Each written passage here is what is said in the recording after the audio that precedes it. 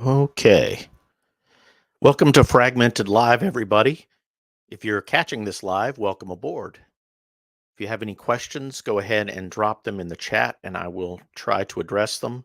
I'm not in good practice with doing this, though, so bear with me as I'm learning on the job here.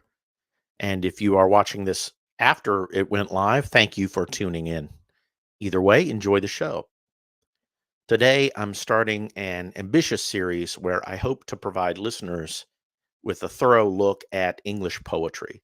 The kind of thing where by the end of this, if we get to the end, you should have a better understanding of language, history, culture, poetic terminology, major and minor poets of all kinds, and some of the poems that everyone should know. The way I'm doing this, it shouldn't be necessary to catch every episode, though. Of course, if you do that, that's fantastic. But each one should be in its own way a self-contained look at a new time period, set of topics, or whatever. This series is going to be chronological. So today, I'm going to begin at the beginning. Even the beginning isn't exactly the beginning because there are always other origins, other influences at work. Just for example, the English language had already been around for centuries or more before the Anglo-Saxons even get to England, but I'm not going to bother hunting down all the different origins of this language in some kind of proto-linguistic soup. And then English itself becomes influenced by a variety of sources, including Latin via exposure to the Romans and the church, Celtic via contact with the various tribes living in England when the Anglo-Saxons arrived, and then also various Scandinavian languages influence it also through other contacts. But leaving those details aside, at the end of the day, you have to make a choice to start somewhere, and it helps to have some kind of bright line to mark your starting point, even if that bright line might be due to some artificial lighting. And in our case, that bright line is going to be 449 AD. That's the date given by the Venerable Bede.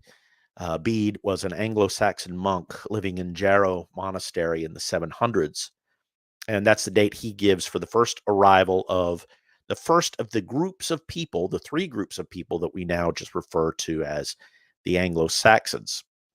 Now, prior to the arrival of these people, the Romans governed most of the southern areas of the British Isles, and they'd been there for about 300 years, over 300 years. And then in 410, they pulled their military forces back, mostly to deal with Germanic tribes. The Visigoths, in fact, invaded Rome that same year. The withdrawal of troops left basically any remaining Romans in Britannia, as well as the Celtic tribes that inhabited the Isles. That it just left them to fend for themselves, more or less. And basically, you can see that less than 40 years later, there are invading groups. Bede identifies three groups, and he identifies them with three ethnies. The first to arrive in 449 were the Jutes, and these are people from Jutland, part of what we now call Denmark. Around 477, the Saxons came from Saxony in northern Germany, and in 547, the Angles came. They were by far the largest of these groups, and they spoke a language called English. Um, and of course, they gave their name to England and their language, English. We actually now refer to it as the Anglo-Saxon language, or sometimes as Old English. What is Old English? Uh, let's take a look at some examples here. I want to see if I can share a screen with this. Oops. Bear with me here because I haven't really done this before. Okay, so let's see if we can do this correctly.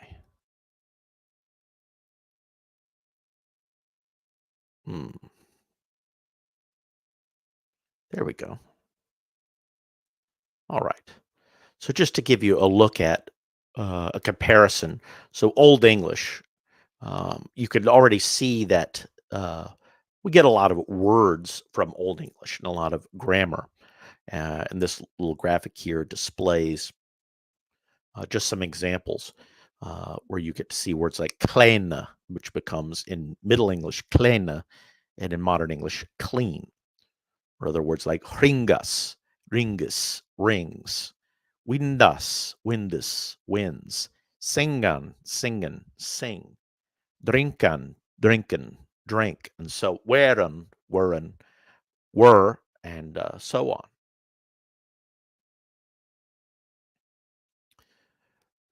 Old English is much different from modern English, but there are a lot of things in modern English that kind of makes sense when you understand its origin.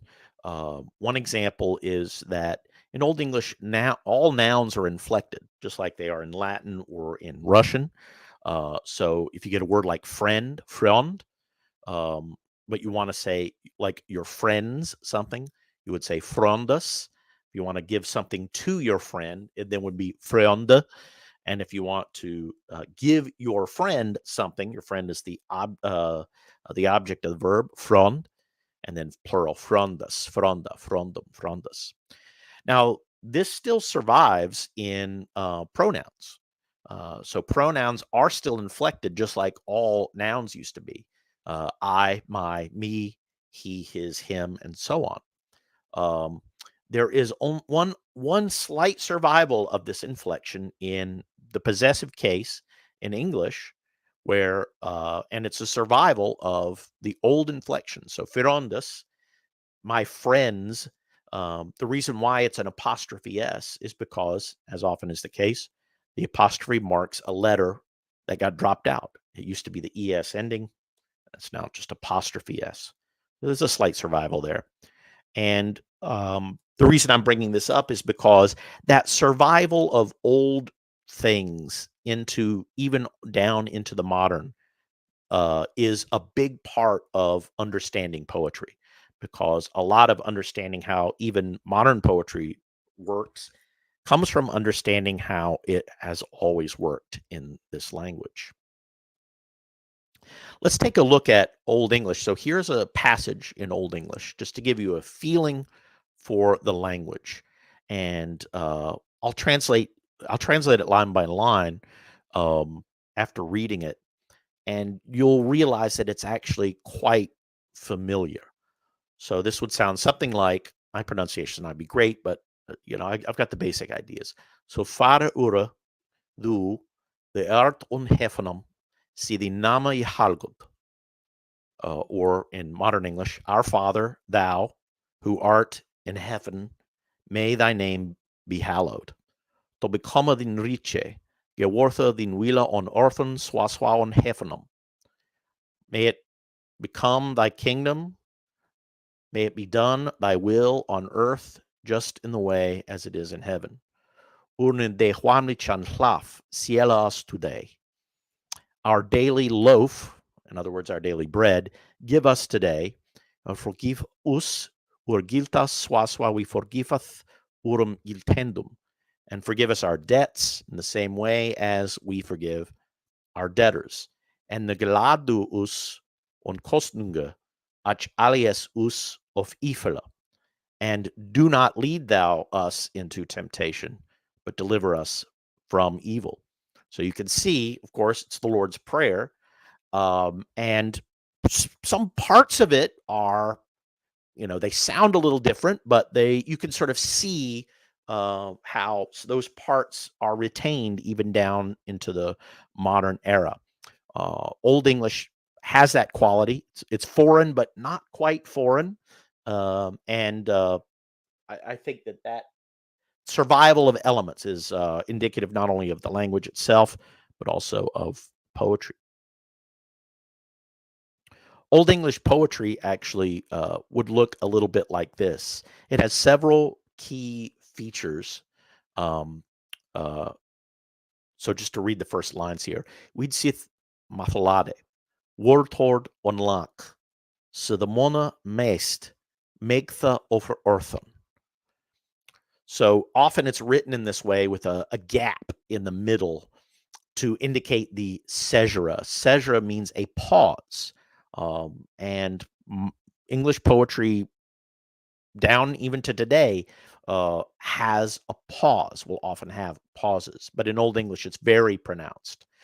And in Old their poetry is based on accent, meaning how loud, how hard you say the words. And the way they would do it is a line of poetry would have two heavy accents per half, let's say. So four beats in a line, but two, and then a caesura, and then two.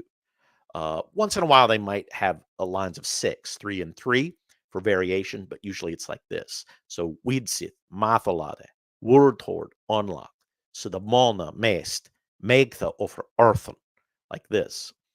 And then they would have alliteration where the initial consonant sound, like Widsith, Wordhord, Mona, Mest, Megtha, is repeated, sometimes 2 or 3 times. And there has to be some connection, at least through alliteration, between the first and the second half of the line. As we'll see when we look at some later examples, alliteration also counted if a word began with a vowel. Any vowel would alliterate with another. So sometimes they use that for the alliteration. But you also see an example of one of the most famous features of Old English poetry, which is the kennings. The kenning is a figurative expression of a thing, often given in a compound noun. In this case, the compound noun is word hoard. So word hoard, meaning like all his knowledge or all his words. Another classic kenning is whale road, meaning the ocean. Or another one, which you might have heard, it was car hole. That's not actually from Old English poetry. It's actually from a Simpsons episode where some characters make fun of another for using the fancy French word garage when that person should be using the proper English word car hole. That's just a joking way of referencing kennings and referencing the Old English way of talking about things and talking about them in figurative ways. Okay, so let's pop out of here. And we'll come back to that in a minute. All right, so that's just a good introduction to Old English and Old English poetry, just to get the basics in. But let's come back for a moment and talk about, well, who are these people that are speaking this language? Who are the Anglo-Saxons? We'll look at this a little bit more in the next one, but I want to give just some basics now here. We know from their stories, their language, and also from archaeological evidence that the Anglo-Saxons lived somewhat like the Greeks as they were depicted in Homer did, except that they were Iron Age rather than Bronze Age people. Um, but often quite similar lives. And their manner of life was not organized around cities. They were not, if you want to be strict about it, you could say they were not living in civilization. Civilization means living in cities. They didn't do that. Instead, their manner was a free man had his own house. There would be a large hall with a fire in the center of it, and that's where most of the action would take place. If people were indoors, they were usually in the hall, and then gathered. They would sleep there. They would eat there. They would do their entertainment there, and then off of that hall area, sometimes within the same building, sometimes in little buildings, little outbuildings just connected to it, there would be little rooms for different purposes. There would be a room called a bower for the women. There would be a bed closet, a little room basically for married folk to do their thing where they couldn't be watched. Storehouses. Um, and then the house itself would be placed within a large courtyard, some kind of yard, and there would be animals kept there, goats and sheep and whatever. And the whole of this would be enclosed within a palisade of wood or an earth bank. And their main business was farming animal husbandry, hunting, war, and raiding, whether by sea or land. That's what the men did. The women sewed and span, and they kept the house. Now, a group of households like this, each one pretty separate from the other because they had to have a big yard and room for their animals, but a group of buildings like this would be gathered together into a kind of village. And that was just about the largest kind of political organization they would have. Now, groups of villages would look to a larger one that would have a main guy who would be their king or prince, right? Um, their lord, their Drichten, and that would be who was sort of in charge of the area. But these villages didn't have streets like the Romans did, and they would have have groups of villages, but there'd just be one larger village. About 50 years after the arrival of the Angles, their culture is changed dramatically by the arrival of Christianity. This comes in a couple of forms, in the form of Irish missionaries from the north and from Roman teachers from the south. And we're actually going to look at some of the effects of this because Anglo-Saxon poetry actually does record this effect in its own way, what effect it had on their culture. But there's another detail of the Anglo-Saxons which is worth talking about because it's very interesting, and that's the existence of the gleemen, sometimes called shopes. Now, gleemen were minstrels, sometimes itinerant minstrels wandering from place to place, but sometimes they would be attached to a king or other kind of noble, and they would have a place in the hall, that main hall, where they would sing. They would sing songs of their own making or traditional songs that were handed down orally from old times. Now, the work of some of these has been saved, and we'll look at an example of this later, the one that's known by the name of its speaker, Widsith. Um, and they would also have longer poems, which they would sing, and people would listen to this for entertainment. And some of their stories were just, made up stories, but some of the stories would be regarded as traditional and probably regarded by the listeners as true, such that they might think that they were listening to history as well as amusement.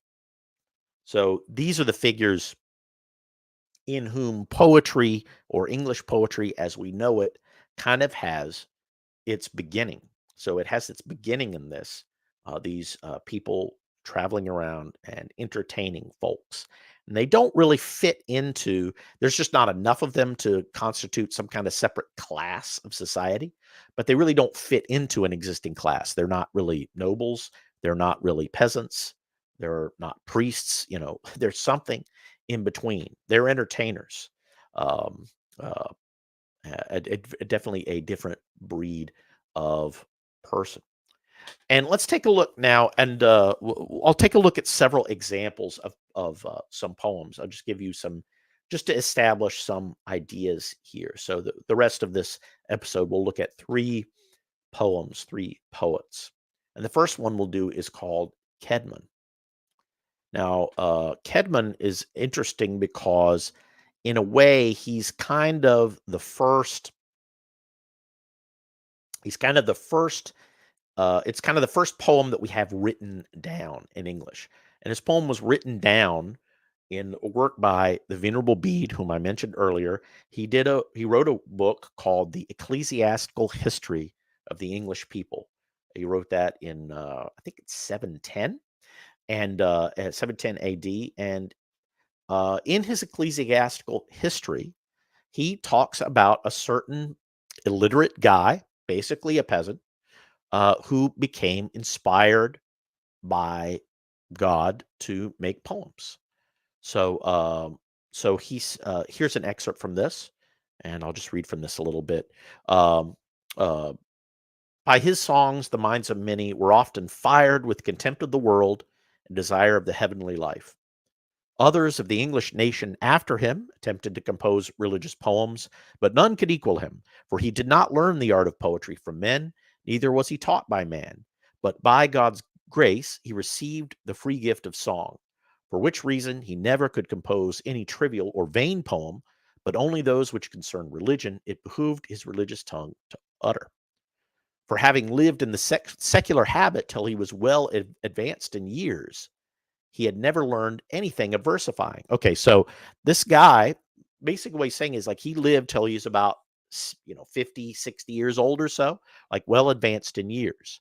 Um, I just want to emphasize for a moment that uh, people often joke, oh, well, people in these old times, they just died when they were 40. And that's actually not true. Uh, uh, the reason for uh, uh, people quote living shorter lives on average is because when you factor in the sheer amount of people who died in childbirth or died before becoming adults, the age goes down really low. But once you're through those bottlenecks, people could live to be 60, could live to be 70. Like in the Bible, it treats as normal saying 60 and 10, and sometimes 40. Those are the years on this earth of a man. So it treats it as normal that someone might be 70 or even 80 years old. Now, why would they do that unless that was kind of normal? And it is. So, even among the Anglo-Saxon, yeah, if you survive to an adult, you don't get killed in war. Yeah, you might be 50, you might be 60. So, but that's advanced in years, is what he means by that. And he had never learned anything. He's illiterate. He doesn't know poems. And for this reason, sometimes at a banquet, when it was agreed to make merry by singing in turn, if he saw the harp come towards him, he would rise up from table and go out and return home. So he's embarrassed at his sort of illiteracy, his inability to make songs on his own. Once having done so and gone out of the house where the banquet was to the stable where he had to take care of the cattle that night, he there composed himself to rest at the proper time. Thereupon one stood by him in his sleep, and saluting him and calling him by his name, said, Kedmon, sing me something. But he answered, I cannot sing, and for this cause I left the banquet and retired hither, because I could not sing. Then he who talked to him replied, Nevertheless, thou must needs sing to me. What must I sing? He asked. Sing the beginning of creation, said the other. Having received this answer, he straightway began to sing verses to the praise of God the Creator, which he had never heard, the purport whereof was after this matter. And then he gives, and here it's translated into modern English, but he gives an example of the poem that we now know as Kedmon's Hymn. Now, before we look in more detail at Kedmon's Hymn, um, I think it's worth noting that, it's important to note that when you read something like this written by a writer like Bede, it's important to know that he doesn't just mean this literally. So, a lot of writers of the old times use this, and especially Christian writers use this, where characters from history, yes, they do have their sort of literal meaning in history. Yes, Kedman or yeah, Bede does believe that this is a true story about a guy who lived, but he also understands stories like this in a figurative way, meaning there's a figurative expression of it. Just as like Jesus was a man who walked on the earth, but he also stands for God and has a meaning. And they would also say, well, that Adam and Eve were people and they walked on earth, but they also have a figurative meaning where they stand for early man, man before the fall, the original creation of humanity. Okay. And in this case, the way it would work in this case is okay, Kedmon is like a real person, but he also stands for the Anglo-Saxon people in general. And what he's saying is that, or what the story illustrates is the Anglo-Saxon people were rude peasants like Kedmon. They couldn't sing, they didn't have their own voice, and they had nothing to say in a way. And then they were inspired by God. They became converted. Remember that Bede is a monk after all, so he's trying to tell a religious message. By being touched by God, they were able to sing. They were able to sort of lift up their voice. They became poets, whereas before they weren't. And so there is that kind of figurative sense of that story. Now let's take a look at the poem itself. So here's Kedmon's hymn. And the reason why this is an important poem is not just because it's probably the earliest written poem we have in our language, but also because it's an example of what I was just saying. It's an example of the Anglo-Saxon mind trying to make sense of these metaphysical concepts, these spiritual realities that it doesn't really understand yet, that it's trying to understand and trying to put in terms that people can get. So here's the poem.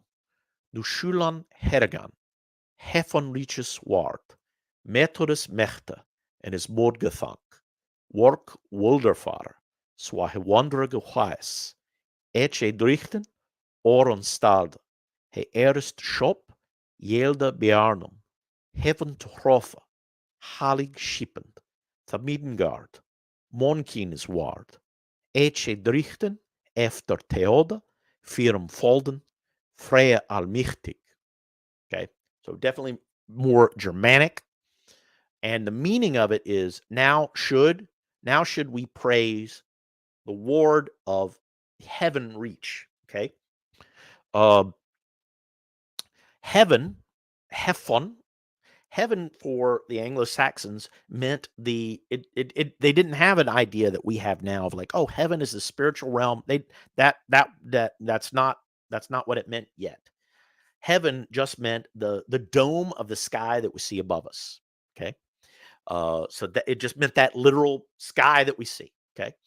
And what he's saying as a way of trying to express what God is, the first expression is heaven reaches ward. He's the ward. He's the guardian. And your ward would be the guardian. Like Lord, the word Lord itself comes from hlaf ward, the ward of the bread. Okay. So the ward of everything that the heaven reaches, everything that is under the heaven. Okay. And so that's the way he's saying, okay, that's a way of conceiving of God is by using these political terms. If you ever wondered why God is referred to as the Lord, Lord's a political word. Now, why would that make sense? Well, one reason that makes sense and has been retained down today is because that's what made sense to the Anglo-Saxon mind is, well, you know what a Lord is, and he's a Lord, but he's not the Lord of this village, but everything that the heaven can reach. Method is mechta.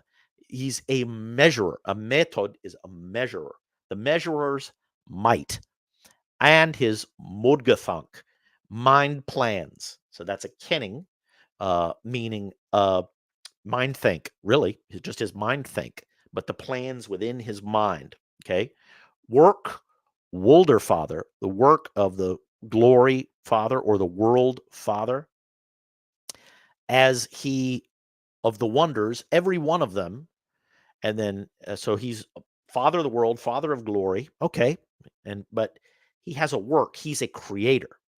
This is a story of a creator God. Okay. That's another important concept, which is pagans don't necessarily have that concept of a world as being created. A lot of times there's a conception of, well, the world's always been here. But in this case, no. It was done according to his mind plans. It was a work. It was a work of the Eche Drichten. Drichten is just a prince, but he's the eternal prince, the everlasting prince.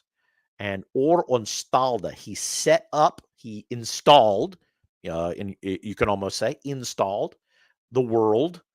And then he erst shop. Shop means he first made, but shop is where we get the word shape. He first shaped for the sons of men, Yelda Bjarnam, heaven to Hrofa, heaven as a roof. Now, this is very important, I think. Heaven as a roof. Remember, heaven means the sky. But what he's saying is that he created heaven as a roof for us.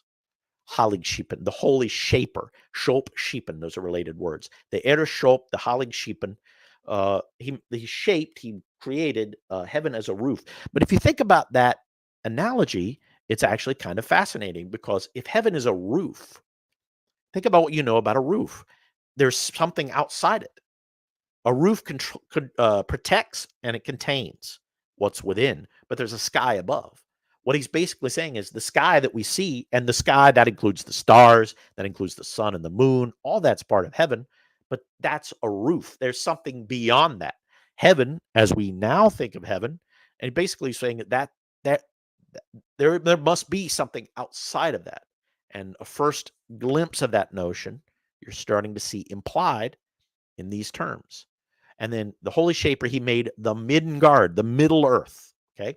And yes, that is where Tolkien gets it, not necessarily from Kedman himself, but the Old English poets often describe Earth as Middle Earth, something in between the heaven and the earth below. Månkinnes ward.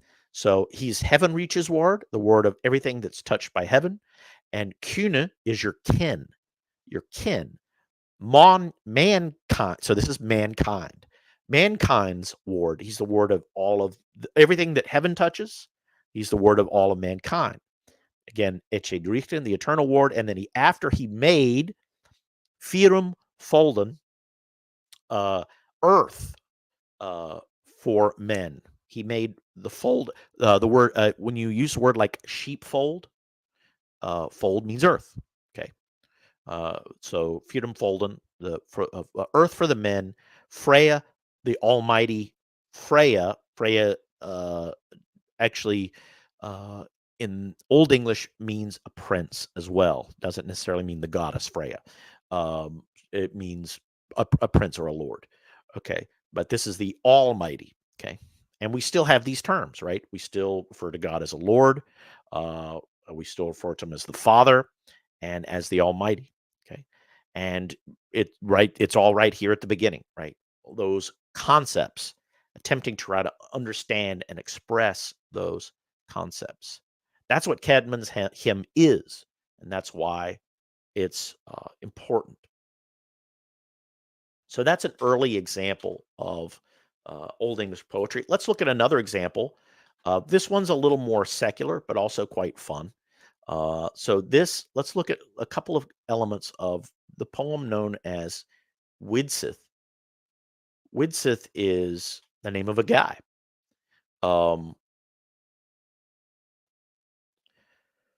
And his poem, I think the best way of understanding what his poem is that his poem is Netflix. His poem is YouTube. The equivalent, the 600 AD equivalent thereof. Okay. And let's look at the very beginning of it. Widsith matholade, wordhord on lak. Sdamona mest megtha over earthen, folke, gonferde, ofte on flette getha mein liche mathum. Okay, so Widsith spoke. He unlocked his word hoard. The man who most traveled over the earth, traveled among the men. Oft he prospered speaking in the hall. Okay. All right. That's the idea of the very beginning of it. Widsith means far traveler. So this would not be the literal given name of a person, but it's a way of saying like the far traveler spoke, and he unlocked his word hoard. This man who had most traveled over earth and prospered in the hall. Remember, the hall is the central area of the house where entertainment would take place. That's where Kedman was when he left, because he didn't want to sing. And then everything, well, not everything, but almost everything that follows this is just a list of all the. Well, first, he describes where he came from. He's from this people. He went travel with this person, but then he describes everything. He talks about Caesar and Alexander, and basically what he's saying is like, I've got all the stories. I've been everywhere. He doesn't mean he's literally been everywhere. He just means I have stories from all over the world. What do you want to hear? What do you want to hear, folks? I got it all. I'll tell you about Attila the Hun. I'll tell you about Caesar. I'll tell you about Um, Sheaf Longbeard. You want to hear about Longbeard? I got it. You want to hear about Hrolwulf and Hrothgar? I got that too. And then he gives some examples of what he might do. Okay. It's not that long a poem, but basically it's a list of all the stories that could be told, and one might request, I want to hear more about this. I want to hear more about that. Okay. And then at the very end of his little announcement, he says, Swas grithende, Yeshapum werfath, Gleeman gomana, Gondgrunde fela, Derf saith, Thonkword spreketh, Simla Sutho the North, Sumna Gemetath, Gida Glealna, Jotham und Juana. Okay, so what he's saying is, though, thus traveling all over the world, the gleemen come. And they come among the men. They speak their need. They say their need, and they speak the word of thanks, whether south or north. And that basically means all over. From all over they come. And then he goes on to say, okay, so the fourth Duguthuila dom areran yorship efnan othat el skeketh leit on lot on lief somod lofse gewerketh hafeth onder hefenum hefast nodom. And then he says, okay, so the gleemen come. They know all these things. And if you're someone who wants to establish a reputation and work your earlship, so earlship, your rulership, your authority, you know to do it right, and before everything disappears, light and life together, you want to work something and have under heaven a strong reputation. Basically, well, what he's implying is tip your gleeman. The gleemen come, and if you want to have your authority well, please show them some love. What this is the 700 AD equivalent of please comment, like, share, and subscribe. That's the meaning of Witzit. So that's what's going on. And I think I include that because I think it's interesting to remember that the whole idea of an entertainment industry or complex, that's a very new thing. Traditionally, the artists who are able to entertain you are not usually good at making money. They're dependent, and they have been dependent from time immemorial on wise, wealthy people who realize that, well, these people actually are the controllers of reputation because they speak the words that we all listen to. Maybe I should do right by these people. So that's Widsith, what that's all about. Let's look at one more example. And the last example, so I've shown you these in Old English. I'll look at the last one in translation. The last one is just a fragment. That's all that survives. It's called The Ruined City. And it's pretty clear that the ruined city is Bath, which is one of the Roman cities established in England. But it's just a ruin at the time that the Anglo-Saxon poet describes it. And let's take a look at this. This is in translation, so easier to understand. Wondrously wrought and fair its wall of stone, shattered by fate. The castles rent asunder, the work of giants moldered away. Now, we remember that the Anglo-Saxons lived in smaller villages. They didn't build big cities. They were, by Roman terms, they were barbarians.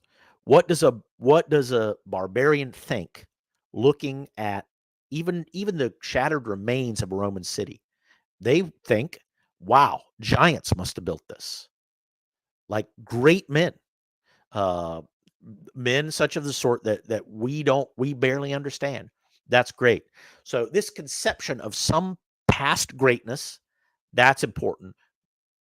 But another important reason why this poem is often read is that the more history and poetry you read by the Anglo-Saxons, there is a very powerful sense, repeated often, a melancholy sense of the world as a thing that passes away.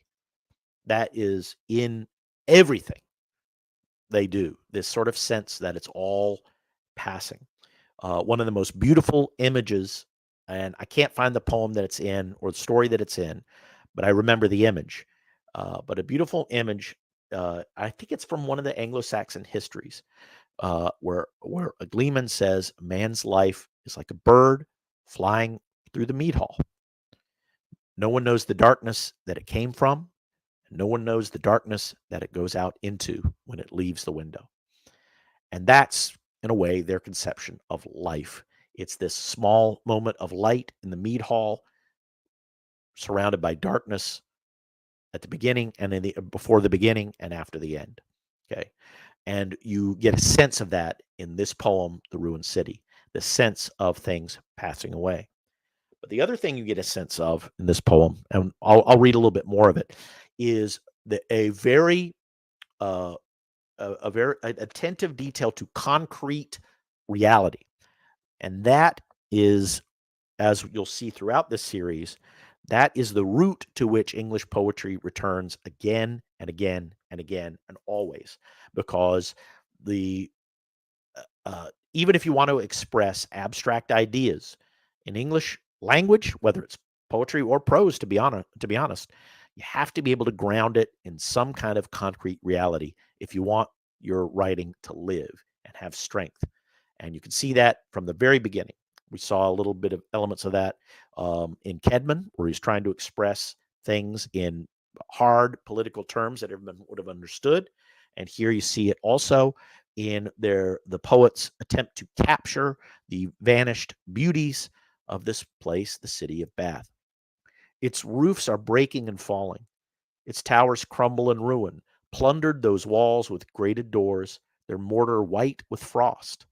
Its battered ramparts are shorn away and ruined, all undermined by eating age. The mighty men that built it, departed hence undone by death, are held fast in the earth's embrace. Tight is the clutch of the grave, while overhead of living men 100 generations pass away. Long this red wall, now mossy gray, withstood, while kingdom followed kingdom in the land, unshaken beneath the storms of heaven, yet now its towering gate hath fallen. So the poet is aware that whoever was here for a long time, but they too passed away, as all do. Radiant the mead halls in that city bright, yea, many were its baths. High rose its wealth of horned pinnacles, while loud within was heard the joyous revelry of men, till mighty fate came with her sudden change. Wide wasting was the battle where they fell. Plague-laden days upon the city came. Death snatched away that mighty host of men. Okay, so whatever it was that did them, whether it was battle or plague, whatever it was, they died out. Okay, and that is the reality of life that the Anglo-Saxons return to again and again. We're going to look at some other examples in the next stream. So, in fact, in the next stream, we'll look at some of the giants of old Anglo-Saxon poetry. So, those would include things like Beowulf, which I'm sure you've heard of, possibly read. It'll also look at a poet called Kynwulf and a famous poem called The Wanderer. But that'll do for our first installment of this series. I hope you enjoyed it, and I hope you join me for the next one. Thank you all for listening in, and I hope to see you in our next stream. Bye for now.